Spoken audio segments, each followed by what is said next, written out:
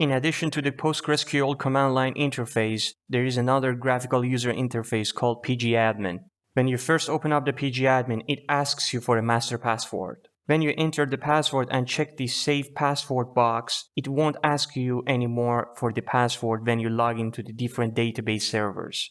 After hitting OK, different servers will be loaded under the category servers. By expanding PostgreSQL 17, you see 3 collections: databases, login group roles, and table spaces. Under the databases, you see 2 databases, Postgres and Colors. Postgres consists of different collections, and the Colors is the database that we've already created. Under the Colors database, if I collapse the Postgres database, under the Colors database, if you go to the schemas, by the way, there are different components under the Colors database which are used by the database to function properly. But here, if we expand the schemas and expand the public, we see different components like tables, which are the most important things because we store the data in objects like tables. Now, if we expand the columns, we see the columns inside our table that we have already created, like color ID and color names. If you want to read the data stored in our color table, we'll right-click on it and go to the View Edit Data and select all rows. This way,